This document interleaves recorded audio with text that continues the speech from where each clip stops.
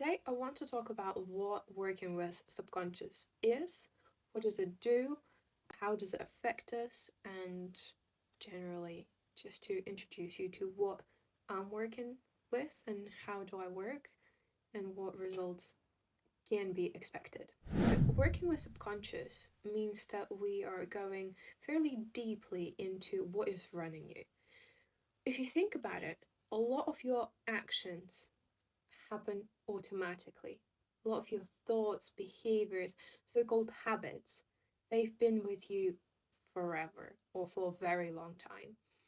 That is run by subconscious because consciously we can only think about that much at the time.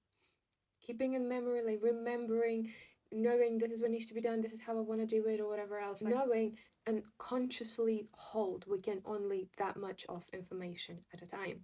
But what to do with everything that we have learned over the life? For instance, when you are in a room and you need to get out, you don't kind of go through the thinking process about getting out through the door and why would I need to do that, or how do I get out of this room. You just see the door, you grab the handle, you go out. That is a totally automatic behavior because it's something that you've learned for a long time ago, and it's just happens now. You don't think about it twice. So all such behaviors are automatic, or in other words, subconscious. We are not thinking about them. They happen by themselves just because we've learned that way and we're no longer questioning it. So when you're working with subconscious, you bring in that automated life of yours up to the conscious level.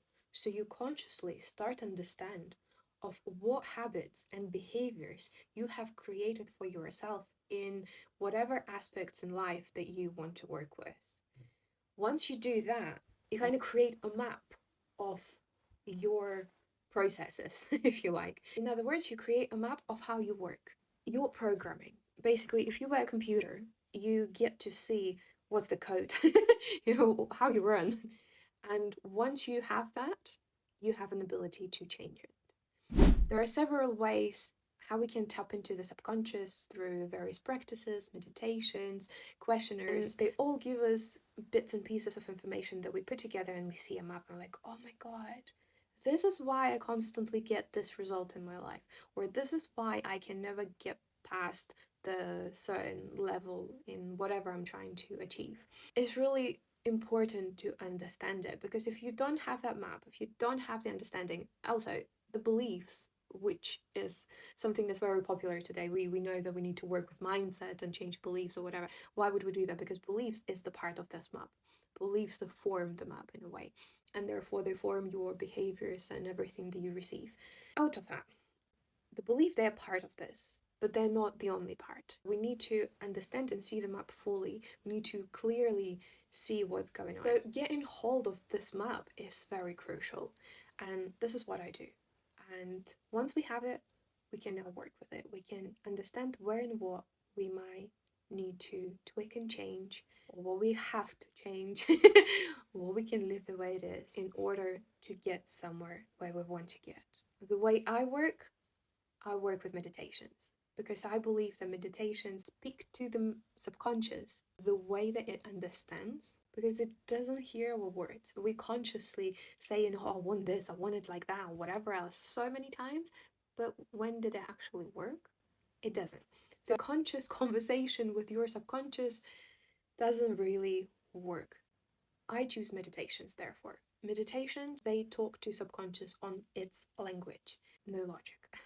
That there is no logic. It is quite often irrational, illogical behavior, and you will get to understand and see it the minute you start analyzing whatever in your life that you are not happy with.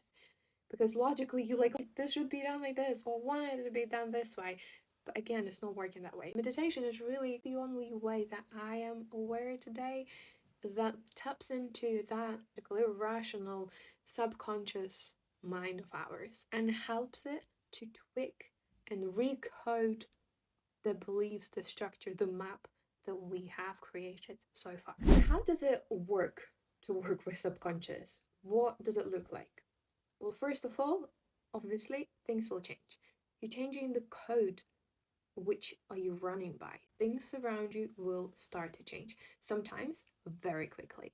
very unexpectedly. Others might take some time and be a bit more subtle, but it's very important to notice them and note for yourself. How can it look like? You might start getting new thoughts that you never had before. New ideas will come to your head. You will suddenly see the way how to do something. You will find new opportunities, so they'll just come your way. You will meet new people that will give you something that you were looking for, or whatever. Somewhat unusual behaviors of yourself and other people around you. So there will be an actual changes, that you will actually experience something different that you didn't experience before. You will feel differently, like your emotions will be different. Or like, say for instance, you were coming out on the stage and you constantly were so scared and petrified, and suddenly you're like, I'm okay, I can deal with this. Whatever you're working on, there will be an actual change, but it's very crucially important to notice that change and note it to yourself. Even better if you write it down, take a picture of it so you have proof and evidence for your conscious mind to drill it back in. The reason being is because there is already a motorway in our brain in old habits, and we just now have created a new pathway for the new behaviors. So for that motorway to get old and blocked and whatever and not being used anymore, and for you to turn into a motorway, this new pathway, it requires your attention. Meditations will definitely help to create it, but it's up to you to carry on walking it. So as I said, life will start to change and you will have to notice, note, and carry on in that direction. It will become easy for you. After working with subconscious, through meditations in particular, it becomes easy to create a new life path, because before that, there was debris. You couldn't even go there. You couldn't even look there. You didn't even know. You had no idea and couldn't access even the thought that that pathway there could have been created. We have created it through meditations, and now you'll have to walk it. This is how it works. Things to be aware of when you're working with subconscious is that any change requires a lot of energy.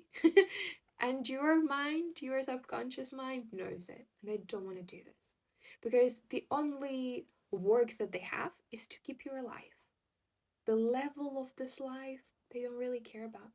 If you're alive, that's all that matters. The standard of life is on you. So every change that you embark on or you decide to have will more likely be kind of met with an insight. Luckily, I don't want to go there. Why do we need to do this? And it's good to be aware of it, because sometimes consciously you won't be aware, you won't understand. And what's going to happen is that your subconscious will create situations in your life, thoughts and behaviors that will stop you from carrying on. This work is fairly powerful. Therefore, the subconscious knows that once you do this work, it will have to work to create the new reality for you. You see the reality that you're creating. And in a way, it doesn't want to do it. It might make you ill.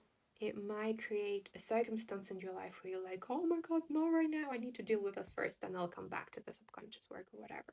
Like, it will make you stay on the level that you are at. That's what it wants to do. It doesn't want to grow. It doesn't want to do the job. It doesn't want to do anything. It wants to keep you alive and stay where you are. But you don't want it. You want a growth. You will have to become aware that things can happen. Shit will definitely hit the fan. The bigger the transformation, the more resistance will be there. The better you're aware of it, the better you'll be able to deal with it. So if you're getting ill, if your surroundings suddenly need you, if whatever happens, ask yourself and keep in mind only one thing. How bad do you want this transformation? Do you want it? Or are you ready to give up? Because the more often you give up, the harder it'll be for you to come back, and more likely you will just stay where you are for many, many more years. It doesn't mean they'll be so dramatic every time, but this is just something to be aware of. And therefore, sometimes, you need to go through things very quickly. The quicker you do it, the better for you. You'll just fly through maybe shit, but you will get on the other side. Even if it's just like a temporary stop somewhere there, but like working through everything quickly can help. Other times, you need to give yourself time to adjust with what you already learned. It might be that you kind of worked through a very heavy piece of subconscious behaviors. And it requires some time to settle because it affects many areas of your life. And you're like, oh my god, changes here, changes there. I don't like my head is spinning and I don't know what I'm doing. Stop and breathe. That's why in my program, I don't always recommend to go through everything bash, especially if you've never worked with subconscious before. Just do one step, reflect. Other step, reflect. Some steps will require a bit more reflection and a bit more time to kind of get with like, I see what I've changed. I've noticed the transformation that is taking place. I am paying attention to it. I'm happy to roll on to next. Working with subconscious is in a way a very personalized process because how your mind will react to the change and will adapt to it and how my mind does it, they're two different minds, they're two different reactions. But nevertheless, I say when you start working with your subconscious, go all in because you never know what is connected to what. And one of the areas can pull the other one back down, or at least not let it go high enough as you want it to. And that's not the result that you want to have in your life either. And here's the great thing about subconscious is actually knows what holds you back. Regardless of what area of your life you'll decide to work on, it will highlight where the problem actually is. For instance, you might want to work with your money, attract more of it in your life, have abundance and whatever, but the minute you start working and meditations and questionnaires, they do bring it up quite vividly straight away most of the time. Sometimes you'll dig a little bit deeper, but nevertheless it'll come up that your problem lies in relationships. You thought that's money, I don't have enough money or whatever else, but actually the problem is relationship, and it doesn't allow the money situation get any better because it pulls it down. Or you wanted to work with the relationships and you find out that your problematic area is your career, for instance, and that's why it doesn't allow your relationships to go to the level where you want to be. So subconscious is in a way a very interesting world, but also very tangled and be not so straightforward as we would want it to be. Therefore, system of how to get into and not just going like, oh, I've changed that belief and that's it. One belief is one little part of the whole map, and just changing that belief might either not do anything at all because it'll have many more beliefs that support that similar outcome anyway, and you just pissed in the wind. Or it might change something so dramatically that everything else will collapse. I would always recommend not just rush into and or just change this belief or just a little bit here, a little bit there. No, get them up. Get as much information as you can to understand what is crucial for you and don't ruin it. Be gentle with yourself.